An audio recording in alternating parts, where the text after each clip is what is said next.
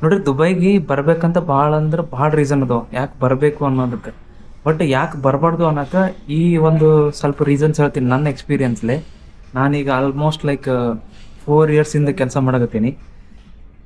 First reason ನಾನು experience ಮಾಡಿರೋದು ಮತ್ತು ನನ್ನ ಫ್ರೆಂಡ್ಸ್ ಎಕ್ಸ್ಪೀರಿಯನ್ಸ್ ಮಾಡಿದವರು, ಆಮೇಲೆ ದುಬೈದಾಗ ಇದ್ದು ವಾಪಸ್ ಹೋಗಿರೋರು ಎಕ್ಸ್ಪೀರಿಯನ್ಸ್ ಹೇಳೋದು ಏನಂದ್ರೆ, Dubai like high cost of living. Like ಇಲ್ಲಿ ಜಾಸ್ತಿ ಐತಿ, ಲೈಕ್ ಕಾಸ್ಟ್ ಆಫ್ ಲಿವಿಂಗ್ ಜಾಸ್ತಿ ಐತಿ ಭಾಳ.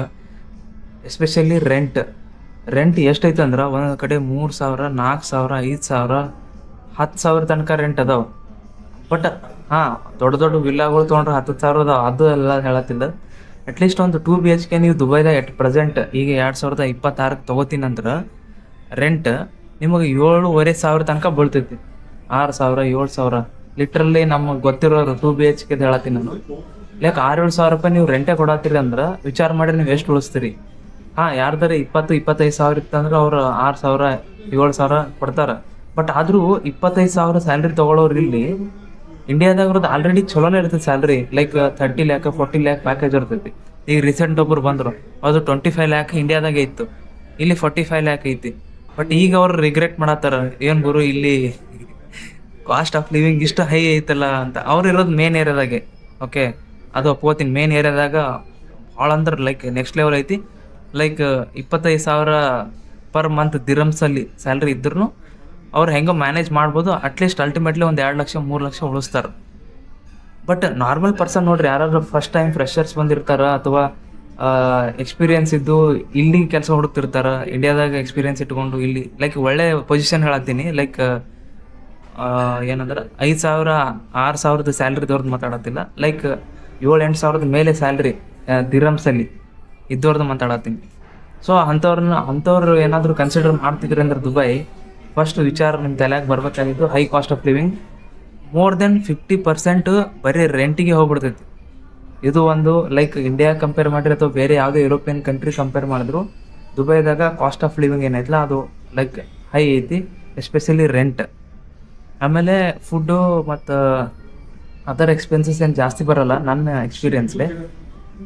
ಬಟ್ ಅದೇ ಎಲ್ಲ ನಮ್ಮ ಇಂಪೋರ್ಟ್ ಆಕೈತೆ ಬೇರೆ ಬೇರೆ ಕಂಟ್ರಿಯಿಂದ, ಸ್ವಲ್ಪ ಆಲ್ಮೋಸ್ಟ್ ಲೈಕ್ ಡಬಲ್ ಇರ್ತೈತಿ. ಅದು ನಾವೇನು ಕಂಪ್ಲೇಂಟ್ ಮಾಡುವಂಥದ್ದಿಲ್ಲ ಫುಡ್ ಬಗ್ಗೆ ಅಥವಾ ಅದರ್ ಎಕ್ಸ್ಪೆನ್ಸಸ್ ಬಗ್ಗೆ. ಬಟ್ ರೆಂಟ್ ಭಾಳ ಐತಿ, ಹೈ ಕಾಸ್ಟ್ ಆಫ್ ಲಿವಿಂಗ್ ಐತಿ, ಕಾಸ್ಟ್ ಆಫ್ ಲಿವಿಂಗ್ ಭಾಳ ಹೈ ಐತಿ. ಇದು ಒಂದು ಯಾರಾದರೂ ದುಬೈ ಬರ್ತಿದ್ರೆ ಕನ್ಸಿಡರ್ ಮಾಡಿ. Second, low salary for many majority jobs.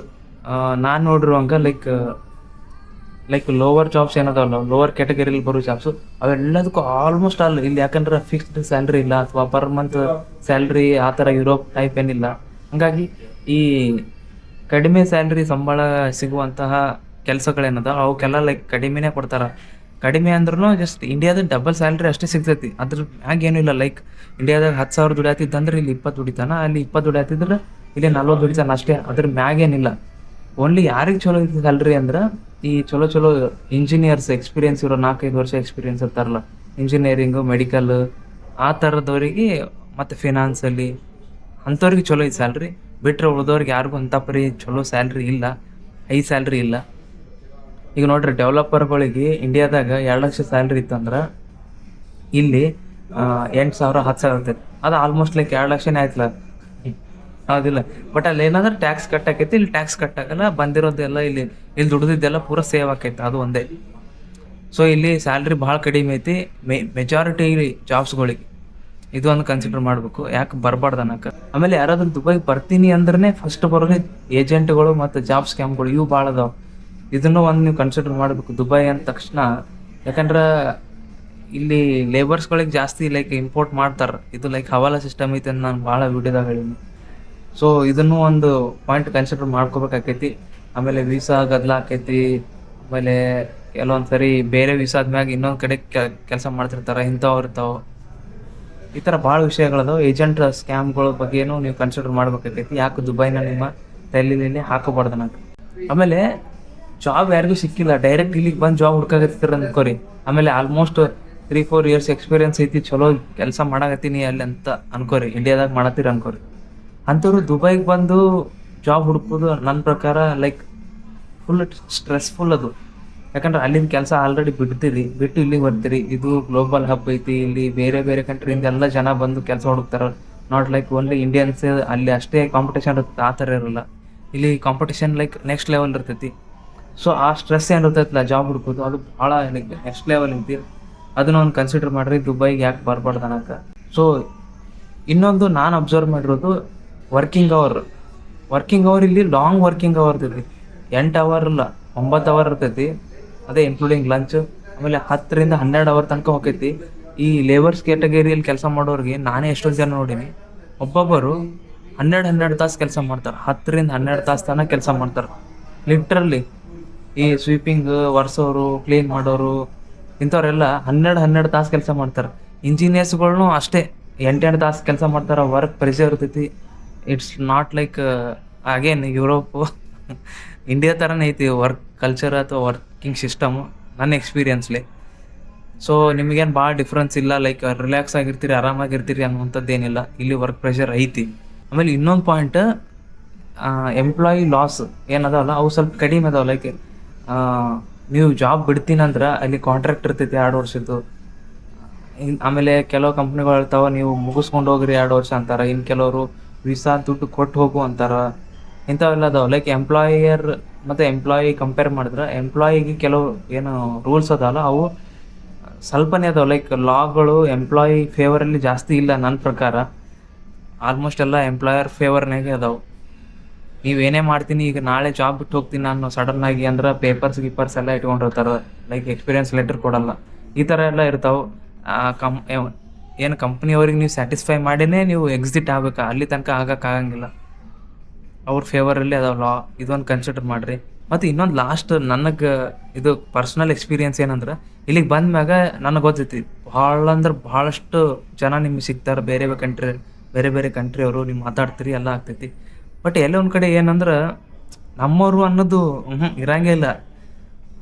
ಎಲ್ಲಿ ಯಾವ ರೇಂಜಿಗೆ ಐತಂದ್ರೆ ಇದು like smile faces, like fake smiley ಅನ್ಕೋರಿ, ಆ ಥರನೇ ಮಾತಾಡೋದು. ಎಲ್ಲಿ ಹೋದ್ರು ಒಂದು ಸ್ಮೈಲಿ ಕೊಡೋದು, ಮಾತಾಡೋದು, ಹವಾರಿ, ಹಿಂಗೆಲ್ಲ. ಲೈಕ್ ನಮ್ಮವರು ಇವ್ರು ನಮ್ಮ ಬಾಂಡ್ ಇದು ಅನ್ನೋ ಥರ ಒಂದು ಫೀಲಿಂಗ್ ಬರೋಂಗಿಲ್ಲ, ಯಾವುದೇ ಕಾರಣಕ್ಕೂ ಬರೋಂಗಿಲ್ಲ ನನ್ನ ಎಕ್ಸ್ಪೀರಿಯನ್ಸ್ಲಿ. ಇವನ್ ನಮ್ಮವ್ರೆ ನಮ್ಮ ಲೈಕ್ ಕರ್ನಾಟಕದವ್ರಿಗೆ ನಮ್ಮ ಜೊತೆ ಅದಾರ ಅಂದ್ರೂ ಬರೋಂಗಿಲ್ಲ. ಅದು ಐ ಆಮ್ ಡ್ಯಾಮ್ ಶ್ಯೂರ್ ಬರೋಂಗಿಲ್ಲ. ಎಲ್ಲಿ ತನಕ ಬರಲ್ಲ ಅಂದ್ರೆ ಇಬ್ಬರು ಎಲ್ಲಿ ತನಕ ಆ ಸೇಮ್ ಇದರಲ್ಲಿ ಇರ್ತಾರೆ, ಟ್ರ್ಯಾಕ್ ಇರ್ತಾರ, ಅಲ್ಲಿ ತನಕ ಬರೋಂಗಿಲ್ಲ. ಈಗ ನಂದೇ ಎಕ್ಸಾಂಪಲ್, ನಾನು ಈಗ ದುಬೈದಾಗ ಕೆಲಸ ಮಾಡತ್ತೀನಿ. ಬೇರೆ ಕಂಟ್ರಿಗೆ ಅಥವಾ ಇನ್ನೂ ಸ್ವಲ್ಪ ಚಲೋ ಎಕ್ಸ್ಪೋಜರ್ ತೊಗೋಬೇಕು, ಎಕ್ಸ್ಪ್ಲೋರ್ ಮಾಡಬೇಕು ಫೀಲ್ಡ್ಸ್ ಅಂತ ನನ್ನ ತಲೆಯಾಗಿತ್ತು. ಇನ್ನು ನಮ್ಮ ಕೆಲವು ಫ್ರೆಂಡ್ಸ್ ತಲೆಯಾಗ ಏನೈತಿ, ಅವರು ಇನ್ನೂ ಲೈಕ್ ಮಜಾ ಮಾಡಬೇಕು, ಎಂಜಾಯ್ ಮಾಡಬೇಕು, ಆ ಥರ ಫೇಸ್ನಾಗ ಅವ್ರದಾರ. ನಾನು ಎಕ್ಸ್ಪ್ಲೋರೇಷನ್ ಫೇಸ್ನಾಗ ಇದೀನಿ. ಸೊ ಇಲ್ಲಿ ಎಲ್ಲಿ ಕನೆಕ್ಟ್ ಆಗಂಗಿಲ್ಲ. ಮತ್ತು ಆ ಥರ ನನ್ನ ಥರನೇ ಮೈಂಡ್ಸೆಟ್ ಇರೋರು ಸಿಗ್ಬೇಕಂದ್ರೆ ಕಷ್ಟ ಐತಿ ಇಲ್ಲಿ. ಯಾಕಂದ್ರೆ ಎಲ್ಲರದು ಒಂದೊಂದು ಬೇರೆನೇ ಅದಾವೆ. ಈಗ ಅಬ್ರಾಡಿಗೆ ಬಂದಾರಂದ್ರೆ ಎಲ್ಲರ ಮೈಂಡ್ಸೆಟ್ಟು ಬೇರೆನೇ ಇರ್ತೈತಿ. ಎಲ್ಲರೂ ಒಂದೊಂದು ಟ್ರ್ಯಾಕ್ನಾಗೆ ಇರ್ತಾರೆ, ಅವ್ರ ಟ್ರ್ಯಾಕ್ನಾಗ. ಸೊ ನಿಮ್ಗೆ ಅಷ್ಟು ಈಸಿಯಾಗಿ ಕನೆಕ್ಟ್ ಆಗಲ್ಲ. ಆಮೇಲೆ ಎಸ್ಪೆಷಲಿ ಬೇರೆ ಬೇರೆ ಕಂಟ್ರಿಯವ್ರು ಇರ್ತಾರೆ, ಅವ್ರ ಜೊತೆ ನೀವು ನಂಬೋಕ್ಕಾಗಲ್ಲ ಯಾರು ಹೆಂಗೆ ಅಂಥೇಳಿ. ಇದೊಂದು ಕನ್ಸಿಡರ್ ಮಾಡ್ಬೇಕಾಕೈತಿ. ಆಮೇಲೆ ಆ ಫೀಲಿಂಗ್, ಎಮೋಷನ್ಸು ಅವೆಲ್ಲ 0 ಇಲ್ಲೆಲ್ಲ ದುಡ್ಡಿದ್ರೇ ಎಲ್ಲ. ರೊಕ್ಕ ಇರ್ತಾನೆ ಜಾಲಿ, ಎಲ್ಲ ಆಮೇಲೆ ಖಾಲಿ.